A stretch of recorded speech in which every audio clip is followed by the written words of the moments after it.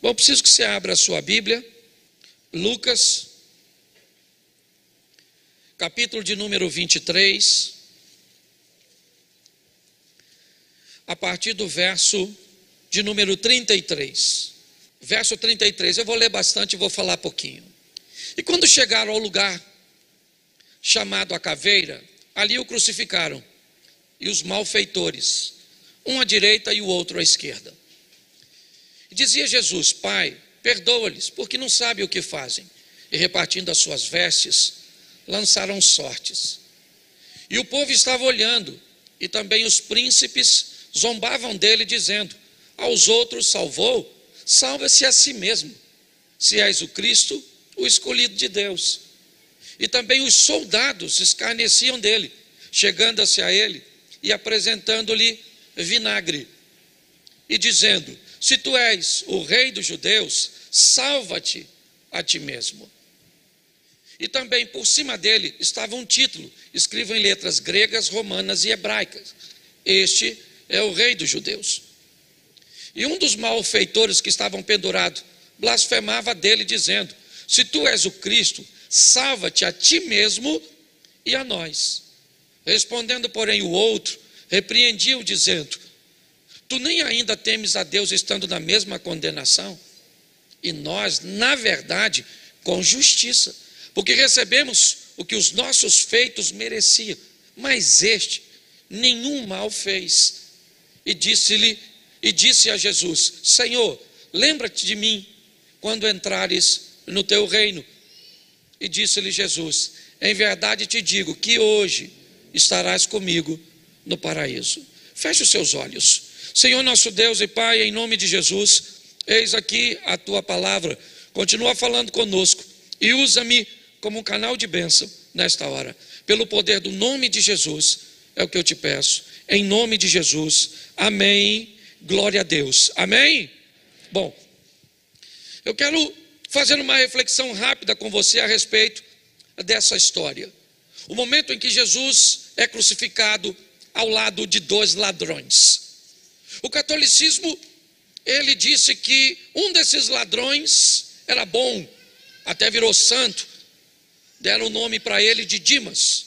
O outro ladrão da esquerda, que seria o ladrão ruim, se é que a gente pode chamar ladrão de bom e ladrão ruim, certo? É como eles chamam de Simas.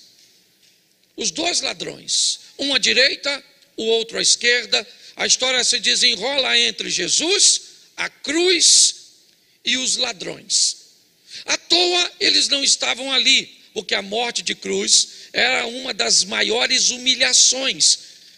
E aquilo que era estabelecido para pessoas que eles consideravam extremamente nocivas, não simplesmente pelo que faziam, mas pela influência que poderiam exercer sobre as demais pessoas. Então, matar alguém daquele jeito, basicamente asfixiado, era algo que constrangia não apenas o indivíduo que morre, mas toda a sua família, e mandava uma mensagem para as pessoas que viam aquela situação: não imitem o que eles fizeram, não tentem copiá-los, porque se vocês copiarem, é para lá que vocês vão. O propósito, que não era romano simplesmente, já vinha desde a Pérsia, era um propósito não apenas de resolver um problema momentâneo, mas era de enviar uma mensagem para todos aqueles que vissem: não tentem fazer a mesma coisa, porque se fizerem, vão morrer do mesmo jeito. Era esse o tipo de mensagem, seja numa forca, como faziam os piratas, ou como eles morriam. Essa era uma mensagem que tinha o propósito de ser uma mensagem de propaganda, para que as pessoas não cometessem ou não copiassem. A mensagem é, não apenas por que mataram Jesus, porque tinha uma profecia de que ele morria daquele jeito, sim, mas a mensagem é também daquele jeito, para dizer para seus discípulos: parem de falar desse reino, parem de pregar a mesma coisa, porque senão vocês terão o mesmo fim. Esse era o propósito. Então chamar esses ladrões de bonzinhos é uma grande mentira. Ou, deixa eu trocar a palavra mentira, até porque eu estou colocando em xeque uma vertente religiosa. É um grande engano. Os dois ladrões são ruins, e ele não vai ficar bom porque aceitou Jesus. É isso que nós precisamos olhar. Quando olhamos para essa situação, o que nós vemos ali são as cruzes, Jesus e os dois ladrões. Me parece que o que a Bíblia diz é que duas pessoas estão diante do mesmo Salvador, único e suficiente, e tem as duas a mesma oportunidade de arrependimento. O que nós estamos vendo é a mesma história que se repete na história das duas mulheres grávidas e prostitutas do livro dos Reis, que eu usei em outra ocasião. O que tem ali? Dois pecadores, dois homens maus, que cometeram crimes, que eram passivos de crucificação. E entre eles está um indivíduo que pode salvá-lo. Não mais desta vida, porque o que eles fizeram é imperdoável aqui. Eles vão morrer, é verdade. Mas quando nós olhamos para isso, é importante nós entendermos o que é que está acontecendo entre dois homens maus. Quem é que está ali? Jesus. Na mesma condição, o que ele fez? Nada. Ele não era uma ameaça para Roma. Aliás, ele não era uma ameaça nem para os fariseus, saduceus e religiosos. Ele não queria tomar o lugar deles. Ainda que sua retórica, sua maneira de falar, fazia com que as pessoas deixassem aqueles discursos vazios dos outros e caminhassem até ele. Como disse os próprios soldados, quando foram prendê-lo e voltaram de mãos vazias, disseram para seus, aqueles que haviam instruído: olha, ninguém nunca falou como aquele homem. Quando você para ouvir, não tem o que dizer desse indivíduo. Então, quando nós olhamos para tudo isso, nós vamos descobrir que havia uma oportunidade. Que oportunidade é essa? A que tem aqui. A grande verdade é que hoje aqui tem inúmeras cruzes. Inúmeras. Uma para cada um de nós. Para quê? Para pagarmos por aquilo que, segundo o ladrão, são efeitos do que fizemos.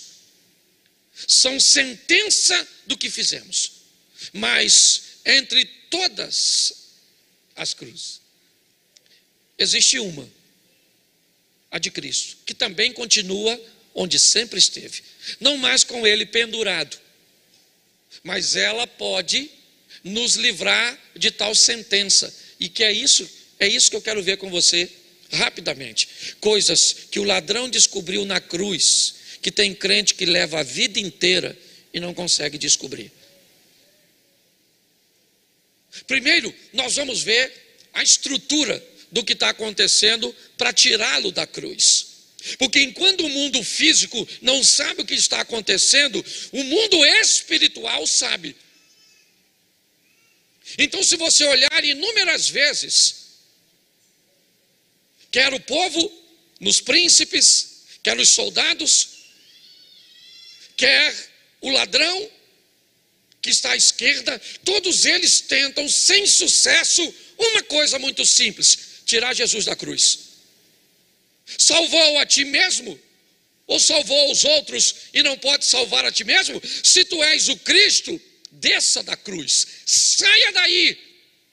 Porque se você sair da cruz do meio, ninguém mais sai da cruz. Se Jesus abandona a cruz dele, eu ainda estaria crucificado. Você estaria crucificado. Eu queria que você entendesse por isso. Quando você vê o ladrão da esquerda falar, ele é categórico: salvou. né? Se tu és o Filho de Deus, salva-te a ti mesmo e a nós. Olha o que ele está dizendo: se você é poderoso mesmo, saia da cruz e me tire da cruz. É isso que ele está dizendo. Eu estou querendo descer daqui. Todas as tentativas, elas são ditas: interrompa esse processo. Porque se você continuar nisso, for morto, crucificado e ressuscitar, você quebrou o sistema. Você venceu a morte. E aí você vai ter condições de dar a vida a todos. Por quê? Porque a sua crucificação aqui é baseada em inocência. Então vamos dar uma olhadinha depois de tantas tentativas, porque eu acho que vale a pena nós olharmos isso com um pouquinho mais de carinho. Jesus vai ser crucificado, é verdade, e um ladrão vai ser, como nós temos o hábito de dizer, ele vai ser salvo. E o outro ladrão vai ser condenado. E por que um foi salvo? Porque ficou bom. Então quer dizer que o céu é para os bons e o inferno é para os maus? Será que é isso que a Bíblia quer dizer? Eu aceito Jesus, fico bom, e agora porque eu sou bom, mas eu obedeço as coisas. Lembra do jovem rico dizendo para Jesus: não apenas sei os mandamentos, mas os pratico. E Jesus disse: por que me chamas bom? Bom não há ninguém, a não ser Deus.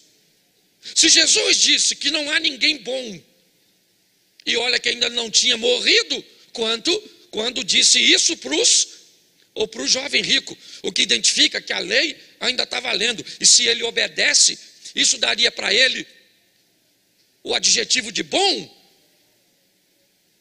Se nós colocarmos na cabeça de que o céu é para os bons, nós vamos ter sérios problemas para seguir a nossa caminhada de fé. O que nós precisamos entender é que proposta é essa, e é isso que a maturidade nos traz. Ele não vai para o céu porque ele é bom, ele vai para o céu porque, ou vai ser salvo porque se arrepende, porque aceitou salvar, uma salvação que é pela graça, favor e se ele fosse bom ele merecer, como ele não é bom ele não, mas Deus vai. Então se você está esperando ser bom, eu quero te dar uma notícia: não vai rolar. Pastor, aí o senhor está alimentando a ruindade do povo. Espera eu molhar o bico, eu ainda não terminei.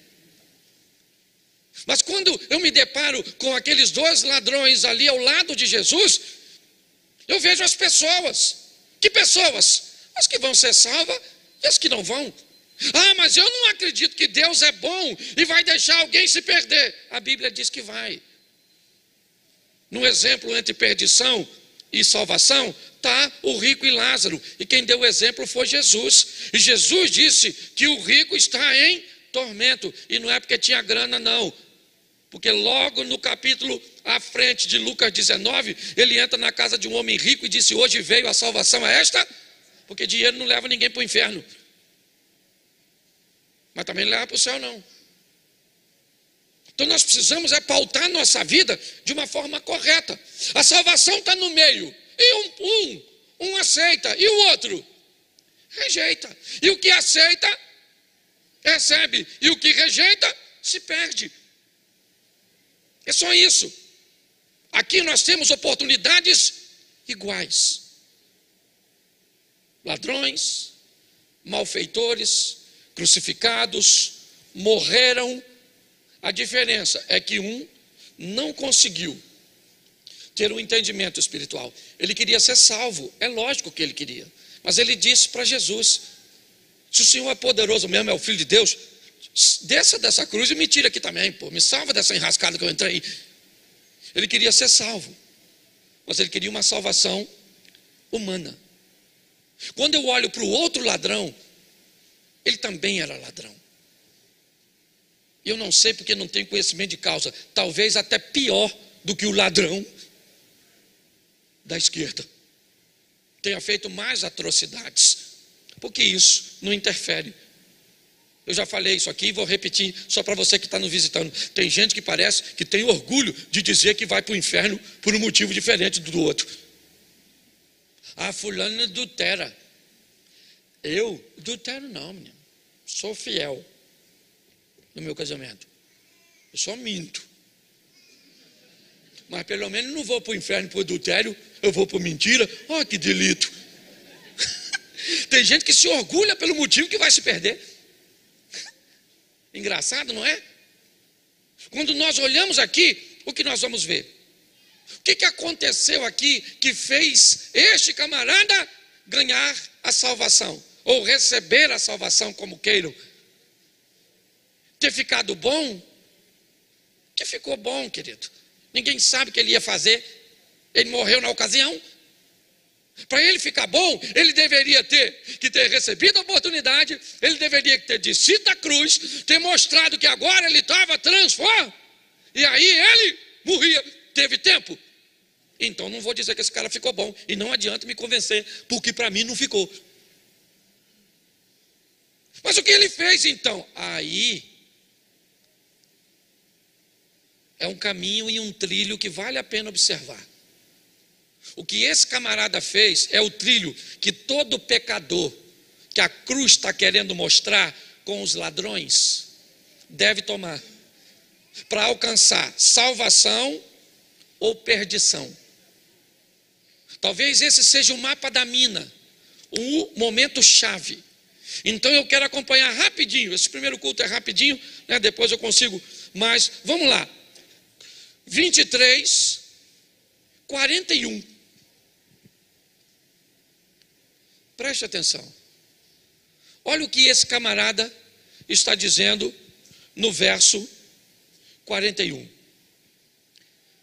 E nós, na verdade, porque recebemos o que os nossos feitos regrinha básica. Esse camarada vai ser salvo porque ele descobriu que estava fazendo as coisas erradas. Quando ele olhou para a situação, ele mesmo diz: nós estamos aqui recebendo o feito ou o resultado daquilo que fizemos. Nós estamos aqui por merecimento. O que esse camarada está fazendo aqui é reconhecendo seu próprio pecado. Se eu quero salvação, eu preciso reconhecer que eu sou pecador. O grande problema é que às vezes, para aliviar o que eu faço, eu procuro olhar alguém que faça algo mais horrendo do que eu, pior que o meu. Então, ao invés de olhar, por isso que eu sempre digo aqui, quem encontra com Deus não tem tempo de olhar para os outros. Por isso que o profeta Isaías, quando diz: no ano em que eu vi o Senhor sobre um alto e sublime trono, a primeira coisa que eu disse foi: ai de mim. Porque diante de Deus eu não penso na minha mulher. Diante de Deus eu não consigo ver ninguém. Você só consegue ver a vida dos outros quando você está diante de Satanás. Porque Satanás é acusador, ele é perverso, ele quer denegrir, enquanto Deus quer recuperar. Quando o ladrão da cruz, da direita, diz: nós na verdade estamos aqui com justiça, ele está reconhecendo aquilo que ele fez. O texto não diz que ele fica bom. O texto só mostra arrependimento e confissão. O texto não vai dizer que ele ficou bom e que agora ele vai entrar no céu porque ele é bom. Não. O que o texto está dizendo, em primeiro lugar, é que ele reconheceu que o que ele fazia era errado e está confessando aquilo diante de Jesus. Então, quando eu reconheço que o que eu faço é errado, quando eu olho para mim e vejo o meu erro, quando o erro das pessoas não subestimam o meu, nem minimizam o que eu estou fazendo, isso significa que eu entrei no trilho da salvação. A Bíblia diz que aquele que confessa e deixa, alcança misericórdia. Quando olhamos para isso, É isso que vemos. E o verso 41, ainda vemos a segunda coisa. Mas este quem? Esse que está no centro. Ele não fez nada. Bom, se ele não fez nada, tem algum problema. Como é que ele não fez nada e está no meio de nós? Nós estamos aqui porque merecemos. E ele está aqui sem fazer nada para estar aqui. O que esse camarada acaba de dizer é: ele é o sacrifício. Não há motivo para ele estar aqui, a não ser nos dar a vida eterna. Não tem outro propósito, ele não merece. Então, se ele não merece, por que ele está aqui? Poderoso do jeito que é, ressuscitando pessoas, curando, repreendendo o vento e mar, detentor de tanto poder. Por que é que ele está aqui? Se ele não fez mal nenhum. O que esse camarada está descobrindo, que quem está do lado dele é alguém que está morrendo por ele. Pô, pastor, se vai morrer por ele, então ele tem que sair dali vivo. E Jesus vai pagar, não no mundo físico, mas para pagar uma dívida espiritual. Se nós olharmos para isso, nós vamos entender que ele reconhece o sacrifício. Ô, gente, está lá o salmista dizendo que darei eu ao Senhor por todos os seus benefícios. Esse texto não quer falar de dar dinheiro, de dar tempo, de dar nada. O próprio salmista pergunta e depois responde: o que eu vou fazer? Que darei eu ao Senhor por todos os benefícios? Tomarei do cálice da salvação. Velho Testamento. A coisa mais preciosa que temos é olhar para a cruz e descobrir que ele era inocente e morreu por mim, sendo eu pecador. É isso que o ladrão enxerga e que a gente vive a vida inteira. E muitas vezes não consegue entender. Nós vivemos a vida inteira olhando para o pecado dos outros, ao invés de olhar para nós, ao invés de reconhecermos o que fizemos, o que estamos fazendo e que somos merecedores. Ah, mas eu me acho bom. Pois é, mas o mundo espiritual não acha. O mundo espiritual disse, Jesus mesmo disse, não há ninguém bom. Olha que o filho, o jovem rico, chamou Jesus de bom. E Jesus disse, nem eu sou bom. Ou melhor, está sendo esperado para você virar os... Mas pastor, o senhor não está dizendo é graça? É graça, mas por exemplo, só se der tempo de você se arrepender. Eu falei para vocês, eu pensei muito em salvação. O dia que eu fui fazer o exame, falei lá que deram um remédio em mim. Eu dormi pelado, acordei vestido. Não sei o que fizeram comigo. E se eu tivesse me dado aquela anestesia e não tivesse voltado? Eu já tinha que estar com o passaporte carimbado. Se não pensa, estou chegando lá. E aí, vinde bendito? Não, bendito é na outra sala. Aqui é, chega aí mesmo, maluco. Senta nessa cadeira pegando fogo que já vou te atender, pensa. Manda eu para o endereço errado. Você está rindo? O assunto é sério demais da conta. Quando nós olhamos para aquele texto ali, aquele ladrão descobre naquele momento que quem está do lado dele, quem é? É o Senhor. Olha que coisa. Quem é que está aqui? O Senhor. O que ele é? Inocente. E eu, culpado. E por que ele está aqui? Para me dar a salvação. É isso que esse camarada está. E por quê? Porque eu sou bom? Não. Mas porque eu vou lutar para melhorar. Para melhorar. É isso. Céu não é para bom. Céu é para ruim. Ah, pastor, mas os ruins entram no céu? Não entram porque recebem um novo corpo. Olha que beleza. Mas eu vou tentar ser bonzinho. Não tenta ser bonzinho. Tenta ser obediente.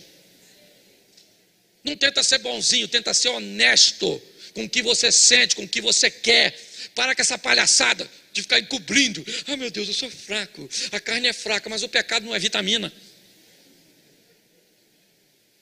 Hoje caiu um valente, um homem de Deus. Hoje, pelo menos eu soube, hoje. Pensa a tristeza. Um homem bom? Não, um homem ruim.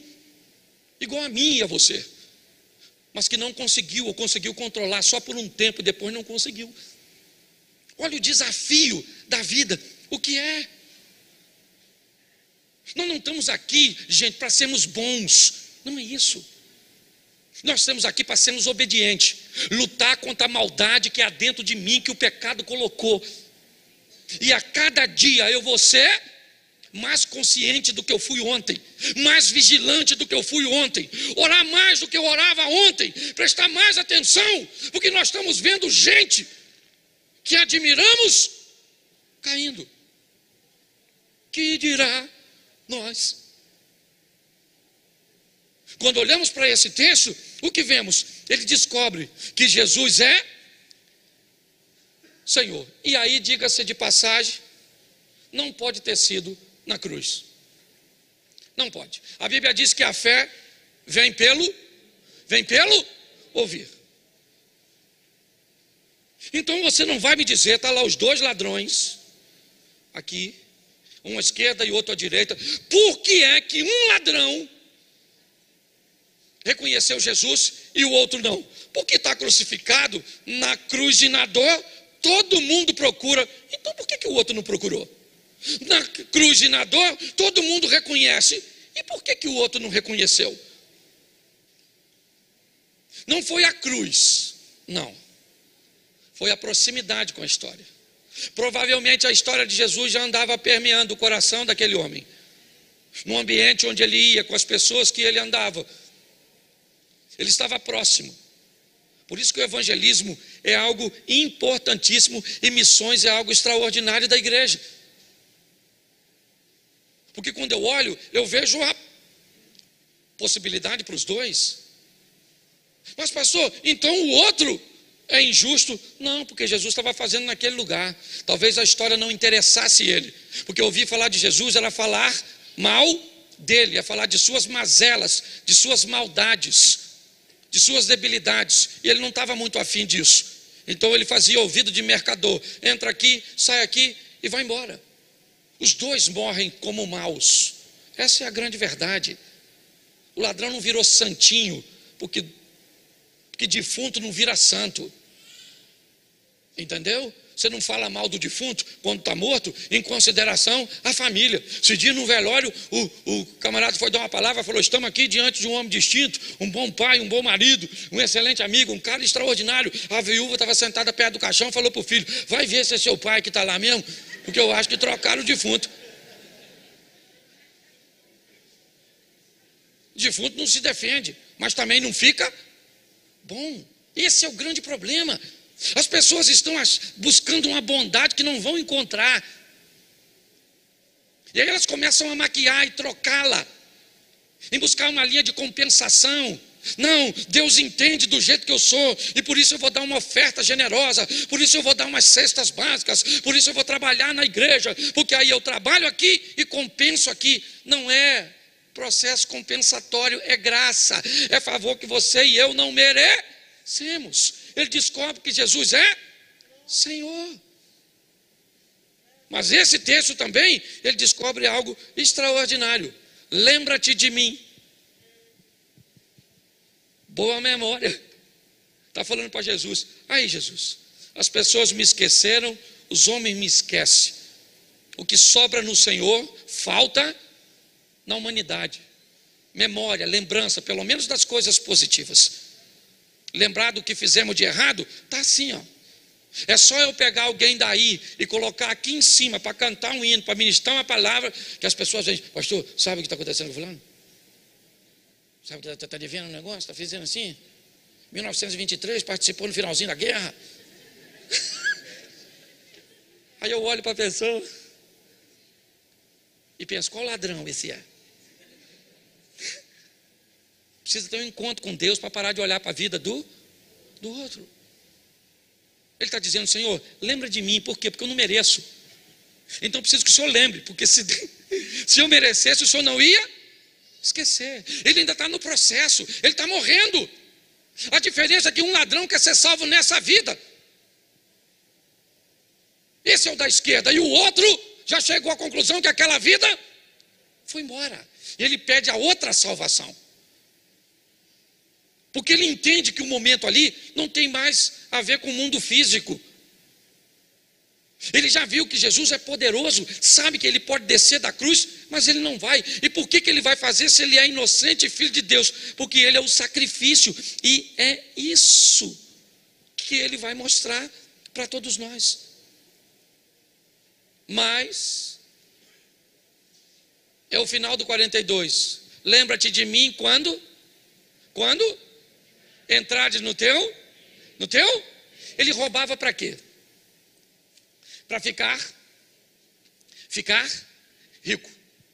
Ele roubava para ficar rico, para conseguir comprar boas coisas, para fazer uma casa excelente, para conseguir, andar num carro bom, comer boas comidas, usar, boas roupas, melhorar seus relacionamentos interpessoais e provavelmente enriquecer de uma tal forma que um dia pudesse sentar ao lado de César.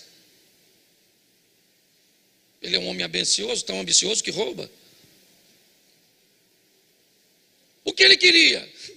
Provavelmente estar um dia no mundo dos vivos, sentado num banquete do lado de um imperador, de um rei, vamos dizer assim, ainda que Roma não tinha monarquia, mas de um imperador. Isso é o que queria os dois ladrões. O outro continua querendo e está preocupado em descer daquela cruz e prosseguir a vida. Só que o outro descobriu que quem estava do lado dele também era rei. Só não era rei neste mundo. Ele era rei, ele tinha um reino. E por isso ele diz: Senhor, lembra de mim quando o Senhor entrar no teu reino. Esse homem consegue me mostrar, sabe, que ele lutou tanto para viver e ter a oportunidade de estar do lado de um rei, e agora ele tem a oportunidade de fazê-lo e não vai deixar isso passar. Quando ele termina de dizer isso, Jesus diz para ele no verso seguinte, disse-lhe Jesus: em verdade te digo que hoje estarás comigo no... Pronto. E o outro? O que é que aconteceu com o outro? Ele também morreu. E morreu, sabe por quê? Porque continuou ruim. Não. Ruim, o que foi para o céu também era. Desculpe usar a expressão tão superficial assim. Mas aquele que foi salvo também era. Nossa salvação, irmãos, não tem a ver com nossa bondade. Pare com isso.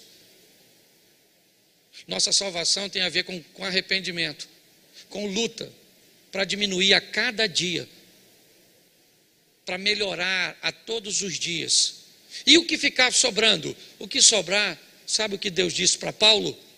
A minha graça te basta. É assim que funciona. Hoje eu vejo muitas pessoas, umas cobrando de si um estilo de vida que a Bíblia nunca pediu. Outras acreditaram tanto nisso que buscam um ambiente compensatório para enganar a si mesmo. Outras pessoas já desistiram porque descobriram que não vai rolar esse negócio de ser bom, não vai rolar esse negócio de ser perfeito, não vai rolar, sabe? Porque muitas vezes eu, depois de tanto tempo, ainda olho para uma mulher, ainda olho para um homem, ainda olho para algo que eu não tenho. Eu tenho uma cobiça, eu tenho uma inveja, eu tenho uma língua que salta palavras, que eu não deveria estar falando. Pois é, você queria ficar bom, e não é isso que a Bíblia está pedindo. A Bíblia está pedindo: seja honesto. É isso. Seja obediente. Faça o que Deus disse para Caim: lute todos os dias, porque o pecado está na porta, mas é a você que cumpre dominá-lo. Não é o Espírito Santo que tem que dominar o meu e o seu pecado. Não é Deus que tem que dominar o meu e o seu pecado. Ele nos dá força para fazê-lo. Mas por que é que eu não tenho força? Porque provavelmente você está andando mais próximo à oposição do que ao aliado.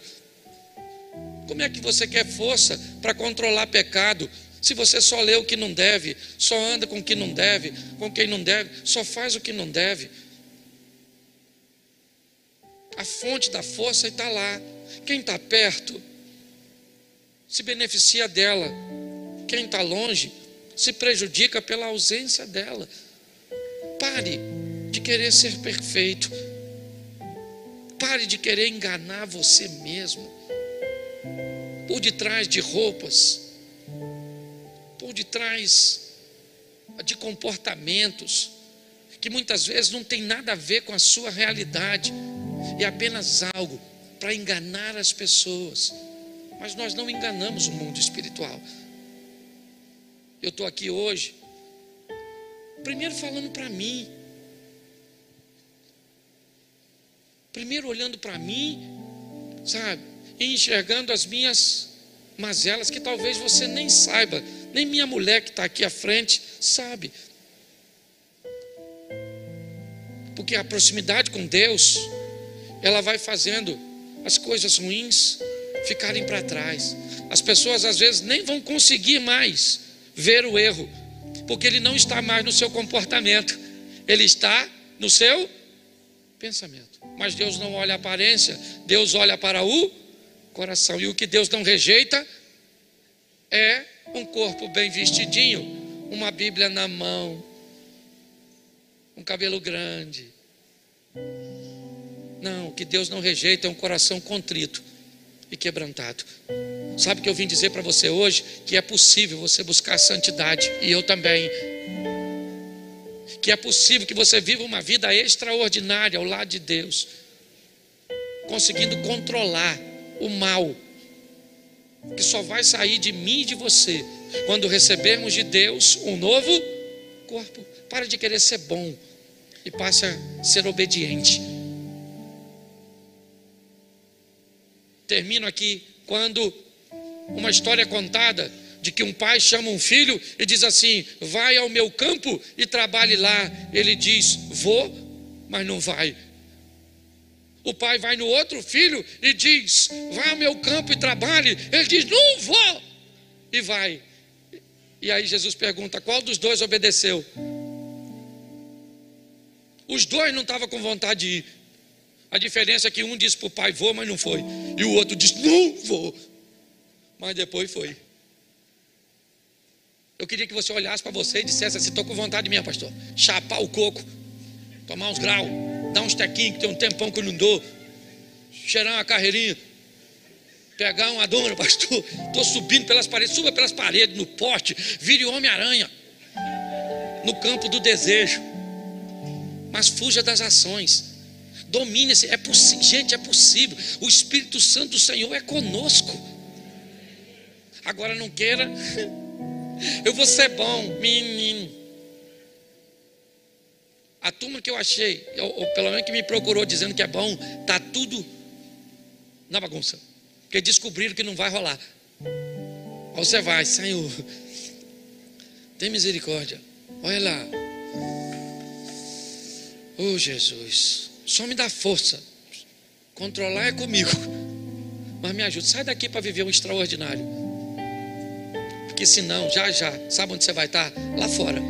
Porque vai descobrir que o que te proporam é inalcançável.